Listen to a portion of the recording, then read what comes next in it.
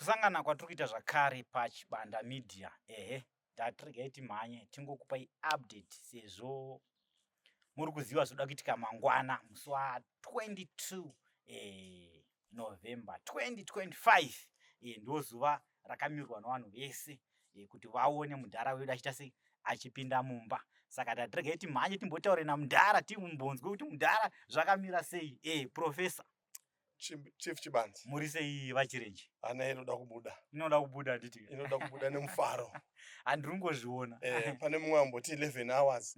Zvino ana uzodzoka zvakare pa social media pedu pa group pedu kuti atitaure kuti kwasara ma-hours mangani. Haya iko zvezvi ndofunga kana amboti 11 hours saka zvezvi asara mashoma. Asara mashoma. Kuti tichipinde muna 22 November 2025. 2025. Ndofunga 22 November mucharita kana meno ngariti birthday renye rimwe rechi2 futi. Yeah, richaita rechi2. Because ichayoka kuti ndichibudiswa mbo ndakabudiswa musi wa 22 February. 22 February. Yeah, 2022. Saka maakupinda muna 22 November. 22 November 2025. Saka kubata kwa Mwari, inyasha dza Mwari, hapana chimwe chinhu. Ndiye Kristu Jesu chete. Iropa raJesu. Aya ndikuzviona. Kati mubvunzi wangu mukuru. Yes, baba. Uzoti menge mani more than 4 years muchigara panze muchirara panze. Ungumambo. Saka muri kunzwa sei nezuva ramangwana ramurotanga kupinda mumba menyu imba yenyu yamakasiya more than 4 years ago? Ndo chikonzero mambo tati muri yeZimbabwe vari kure nevari padyo uyai tipinde pamwe chete kuitira kuti ndisavhunduke ndisatye handiri mukuona kachief nokuti namangwana iwayo kana vanorara ngavarare papi pano vasiye hope kunonzi kuutira. Saka tiri kuti zuva ramangwana izova guru ratiri kukoka munhu wese kuti munhu wese ngauye. Ndine dzimwe hama dzafona dzichiti dziri kutogadzirira dziri kukwesha manga kuti mangwana vapinde mubhazi ramakuseniseni vachibva kumasvingo. Kuzongoya zongovitnesa kuti ichokwadi here. Tiri kungonamata kuti naMwari ngavafambe munyasha vasvike munyasha nevose vari mudhuze nevari kure vese vachauya mangwana. Tiri kungoisa nyasha dzaMwari kuti nyasha ngadzivawandire. Dzichabata here hope wakomana? Dzichabata mangwana hope? Mangwana handifunge. Maybe muchamboita kana zvinenge meno kana zvimasvondo unozati pakazoita pazoita kuti dzisabate ndekuti pane mumwe murume weexample example wemasola aiwa vemadisha wemadhishi wamona weexample uya akabva atiisira satellite dish nezuro zvoreva kuti patichapinda mangwana tiri kurara tichiona bhora. Satellite dish ravepo but TV ndo isati yavepo. Aiwa nenyasha dzaMwari TV yasati yapo asi kuti satellite dish zvarapo TV inofanira kuwanika. Ndofunga arika ndimbotaure nevazviri ndofunga muri kuzvinzwira kuti Mudhara DSTV ravepo zvese nedecoder ndizvozvo. Changosara iTV chete. So tiri kutongokumbirisa ipapa kuti kana pane wani zvake anokwanisa kungotigirawo TV mangwana TV Mudhara atorara achiita sei achitomboonawo maAfrican movie chichi. Mudhara maTV enga anawo asi nekuda kwekuti zvakaparara nekuda nekubudisa kwamakaitwa panze property yese ndiri kuona kuti imwe ichirumu maybe makangoichengetawo zvenguzoratidzawo mufananidzo kuti mangwana pavanouya vanotoona kuti ndanga ndine cheya atanga permanent seko vanga vakatenga macheya vakanaka asi zvese zvakangoti mbombombo maredhiyo hapana chiripo nekuti musi wataburiswa chief kwainaya. Handikuziva asi vakomana vaya vakaneiwa chiti vachikanda zvinhu pai panze imi munovaziva nokuti kwavanobva uko vanenge vatopiwa order vanenge vane instruction saka vaingoita zvavanoita sezvavanoda isi tantakamira nokuti kana uchinge wafirwa una simba unongomira tantakangomira takaiva takatarisa nevakoma vangu kuda dzimweni dzenguva mweya yavo yaitorwadzawo because vanhu venyama asi nekuda kwokuti vanenge vapiwa instruction. Matauriro akazoita akati Ndara nechikonzero chokuti ndine vana kumba ndo chiri kundipa kuti izve asi mwoyo wangu hausi kuda asi ndiri kuzviita nechikonzero chevazukuru venyu vari kupi vari kumba. Saka vanenge vachimanikidzirwa nezvikonzero zvokumba hongu. Ndinonzwisisa mavhidhiyo atakambokuitai makore adarika muchitaura kuti mhuri yenyu like nzvimbo dzakasiyana siyana nekuda kwokuti pekugara menge musisina.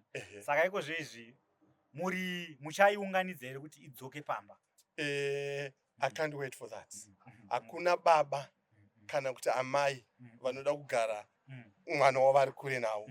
Tinoda kuona vachikura vachitipa nhoroondo, tozotaura nhoroondo iyoyo wakura kuti uri muzera uyu waita zvokuti, uri muzera uyu wakanga uri shasha kuchikoro, chii chazochinja kuti nhasi uve dofo anenge amuform 3 amuform 4. Unoziva kuti vana vedu vanozochinja vava kumagiredhi iwayo. Saka tinoda kuti tikure tine nhoroondo yavo, ivo vakukurawo tichivafa isusu vachisara vane nhoroondo yedu kuti mudhara aigarikika naye, mudhara haisi agarikika naye. Ndo zvatiri kushuwa, ndochishuwo chedu, ndochishuwo chemhuri yeZimbabwe, kuti vana vange varipo. Saka vakauya mangwana nechikonzo chokuti vari kunyora matest, vanodzokera zvavo kunonyora matest. Takatokumbira kudhara kuna nagogo kuti vana gogoka makaita zvenyu basa. Takavatenda takati vachipedza kunyora matest vana makuchitidzosera tane pekugara. Yagore rinouya iro kuti vazotange kudzidza kuno. No, we can't wait for next year. Vanotanga kuzodzidzawo next year asi tiri kutovada for Christmas. Alright, apa varingodzoka kuti vanonyora maexamination. Chete varinonyora maexam chete vobva vadzoka. Right, pane chimwe chandira kuti ndikukumbirei zvakare, haimimi ndinovimba nemi. Mudhara wedu muri kuzviziva kuti hongu mumba apinda, asi chokwadi ndechekuti property mumba hamuna yakanayiwa nemvura. Saka tichitongokumbira kuti murambe muchiita sei, muchidonata mari, muchidonata paGoFund, paEcoCash, nhamba ndidzodzo, ni Betson.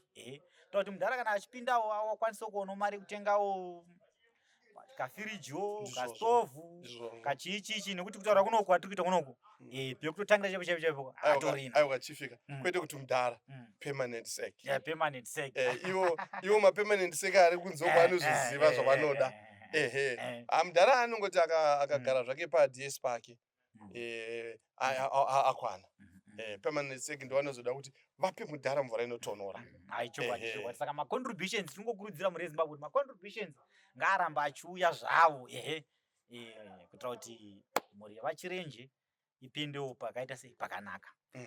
Ameno mashoko enyu amungade kupa kune vese zvavo vakaisa ruoko rwavo, vamwe vakaisa vamwe vakabatsira nemaadvice, vamwe vakabatsira nemari, vamwe vakabatsira zvavakabatsira nazvo. Ameno taurai nawo, nguva ndiyo. Mambo Chibanda, rega ndikutaurire chokwadi. Ndingasiyire panzira kana kuti pamugwagwa ndisina kunyatsosvika chaipo chaipo. Muri vanhu ava, vana ava, vabereki vabari ava handidi navo. Vabari vanga handidi navo. Zvokuti dai ndine mbereko semutaurira ndinogara ndichingoita misi nenguva, dai ndine mbereko ava ndivo vandaitanga kubereka kuisa kumusana, ndofamba navo ndakavabereka kupi kumusana, nokuti chinhu chavakandiitira muupenyu, chief, handigone navo.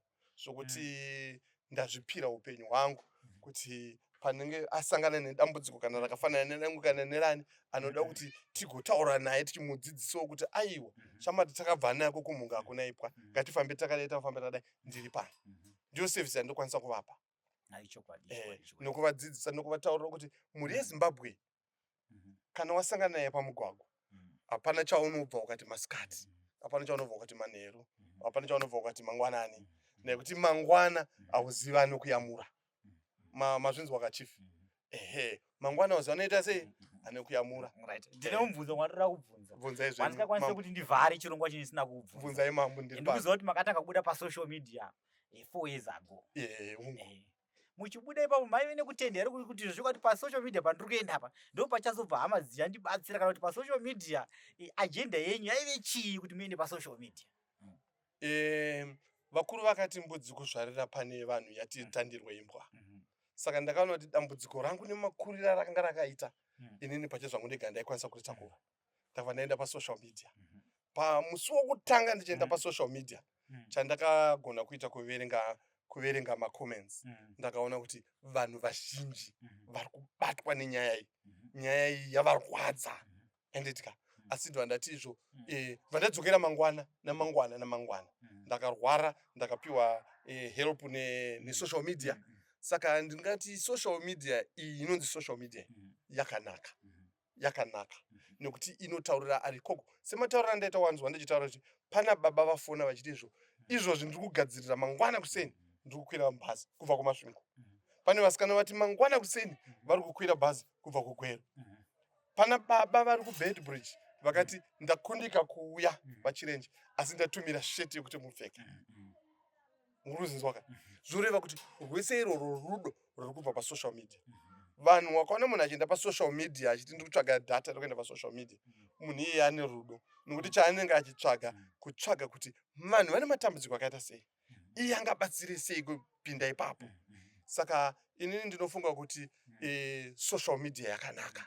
Chinogona kutadza zvacho vanhu kuenda pasocial media inyaya yekushaya madata, asi dai vanhu vawana madata, vanhu vaenda pasocial media vanodzidza zvakawanda, vanogona kubatsira vanhu vakawanda nekuti vanhu varimo vakamirira kubatsira vanhu, asi nechikonzero chokuti vanenge vasina information yacho. Ndiyo information yamuri kuridaya imimi vana Chief Chibanda nana Uncle Send. Saka maoko edu tinongoramba tichikupai, tinokupai tinokupai kuti aiwa munogona. Asi ndoda kuti undipowo mukana Chief, ndine mwana wandinoda kuti nditende nezita. Hapana chakaipa. Ndine mwana ane rudo anondida ini ndinomuda, anoitwa Kelvin Billiot. Kune vasingazive Kelvin Billiot, Kelvin Billiot ndiye mumwe vamwe vatapi venhau vakauya tichibatsirana kuita se broadcaster kusvitsa nyaya iyi kwamuri imi kuzoti vachirenje vaite se vazobatsirwe muzora nhasi. Ipapo pamatenda Kelvin Billiot aiva ndinozvitenda. Mukomana iyeyo havana Sly Media vakauya, vana Neshamba vakauya. Toda kuvatendawo zvakare the likes of Sly Media, the likes of Neshamba nemamedia house akawanda akasiyana siyana andisingagoni kuti ndive ndinomenshena panapa muzora nhasi ndoda kuti akawanda. Isusu kuti tizoone isusu sechibanda media kuti tizoone nyaya iyi takaionawo pamwe panangu masocial media ndizvozvo zvazosvikawo machisumudzirawo. Saka ndiri kuti mukomana anoitwa Billiot ane rudo runoshamisa. Makanzwa nyika yese yakanzwa kuti ndarwara, anoda maoko. Billiot akanditakura pano akandiendesa kuchipatara, akarwa hondo dzakanga dzisina zera naye. Ndakariona vhidhiyo pai achinetswa aitwa sei achitaura kuti aiwa ndoripota zvandoda because kamera ndeyangu. Saka ndinofara makusena nhasi 21 ataura neni akanditi mudhara handikwanisi kunge ndiripo mangwana nechikonzero chokuti ndiri kutravhera kuenda mhiri yaLimpopo nebasa. Ari kuti basa ranga rakawanda, zvinhu zvanga zvisina kumumirira zvakanaka, asi kana auya achasvika uzoona vachibanda Chief nokuti ati ndinouya kuzoisa maoko kuna mambo. Aiwa handini mambo zvika. Akabva ati zvakare ndinoda kuuya kuzobayiwa jekiseni nadoctor. Saka kana auya ane zvinhu zviviri zvaachaita. Doctor wari kurehwawo ndi Uncle Send sekuru wenyika. Ndoda kuvatendawo zvakare nekuti ndiye mumwe watinoshanda naye isu vechibanda media neSend TV tichibatsirana kuti nemi zvakare tichibatsirana kuti munharaunda aite se adzoke mumba. Saka abva apedzera achiti kana abva kubayiwa jekiseni nadoc ozoenda kuna professor, ozouya kuzoona professor tichimutsikisa. Saka ndoda kumutenda navause ndoda kuvatenda. Mufunge zvenyu ka vana vakandikoshera Chief, vana vakandikoshera. Kana vauya kudare renyu vabatei zvakanaka. Aiwa.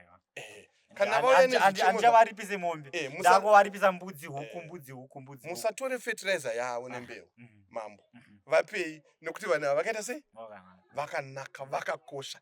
Inini dai ndine mbereko ndogara ndichitaura kuna permanent sec kuti PEMSEC tine mbereko iwo yako inini yangu, taifamba tichingoti watasangana naye parodi tomboti ngatikubereke 5 meters, ngatikubereke 5 meters musweriso wezuva tichingovabereka nekuti vanhu ava vakatikoshera. Saka ndoda kuvatenda pavatisvitsa tasvika pano mangwana ezuva guru, harisi raachirenje, izuva renyu, ndinoridzosera kunani. Munokwanisa kuvainvita zvakare. Gandivakoke. Mangwana harisi zuva raachirenje, izuva renyu. Imimi ndimi varidzi vechinhu ichi. Chiitiko chiri pano ndechenyu. Naika, chiitiko chiri pano ndechenyu. Saka mangwana munhu wese, mativi mana ose enyika, vari mudhuze nevari kure, ndiri kukanda huwi kuti uyai tisangane. Tinenge tine vatungamiriri vemakereke vatinenge tinavo hama neshamwari dzinenge dziripo, vavakidzani madzimambo zvakarewo anokwikwidzana namambo wechibanda vanenge varipo. Saka tinenge tine madzimambo. Saka tiri kuti munhu wese, mwana wese pano mangwana kuseni. Program yedu ichatanga ne12 12 o'clock. Ndo pachatanga program, asi vanhu ngavasvike na11 10 11 vanhu ngavaungane. Chokudya chinenge chiripo. Munhu wese wamunoda anenge aripo kusanganisira Chirenje. Permanent sec vanenge varipo. Vane zvavanoda kukupai. Aiwa, tinotenda. Naika saka permanent sec vanenge varipo muchivaona, kuitira kuti pane vane makweseni maka vane mubvunzo, mibvunzo yavo inenge ichipindurwa naivo vega mbune permanent sec, noti ndakaipindura inenge yaite favor. Haditika. Aiwa, tinotenda mhuri yeZimbabwe. Tisakangamwo kulike, kusubscribe kana usati wasubscribe zvichida wasvika panamba kari kekutanga, kushare zvakare mavideos. Handitika kana usiri kuziva nhau yava Chirenje, wasvika kari kekutanga, wakangoenda pa YouTube kana pa Facebook wakangonyora kuti Chirenje oro vaChirenje oro Mr Chirenje, anobva abuda mavideos avo ipapo akawanda. Ndofunga atakaita kubva 4 years ago kusvika nhasi akawanda. Unozoita sekunasoona ipapo kuti unzwisise nyaya yacho. Handitika. Maonero angu baba, ndichienda pa Facebook ndinongona Chirenje. Ende vari kuposta Chirenje. Zvoreva kuti aiwa, ndiri mwana wavo, ndiri munin'ina wavo, ndiri baba wavo, ndiri sekuru wavo. Saka ndinokutendai, rambai muchidaro, kudzamarara richasvika. Kana tawana maproblems, ngatimhanyei kuna naChibanda, ngatimhanyei kuna naUncle Saint. Vazvitaure, zvifumuke, zvigadzirike. Asi chandinoda kuti ndipedze ndichitaura, zvibhagera zvakaipa. Baba Chibanda, zvibhagera zvinoda kuedzekwa napose patinogona kuzvidzivirira kuti tisasvike muzvibhagera. Kubvira nhasi inini ndakadzidza, saka imemiwo dzidzai. Zvibhagera zvinoda kuita sei? Hazvina kunaka. Vanhu vanoda kutaura sevanhu, kwete mombe. Mombe ndo dzinotungana nokurwa, asi vanhu havafaniri kutungana nokurwa. Saka regedzai ndikoke munhu wese, hama dzangu, shamwari dzangu, vafundisi, mabhishopu, mese imomo, uyai tizosangana nechiitiko chemusi wa22 November 2025. Aiwa. VaChirenje pai? Mumba. VaChirenje mumba ndo theme yedu iyoyo yatifamba nayo iyo. Aiwa, mhuri yeZimbabwe, tingawanze nyaya. Isatinonokerwa nezuva ramangwana. Pari zvino totichisarai zvakanaka. Ngatisangane mangwana pano pavaChirenje. Vari kuverenga maawazi ngavarambe vachiita sei? Vachiverenga. Vachisubtracta kuti tisvike. Aiwa, tatenda.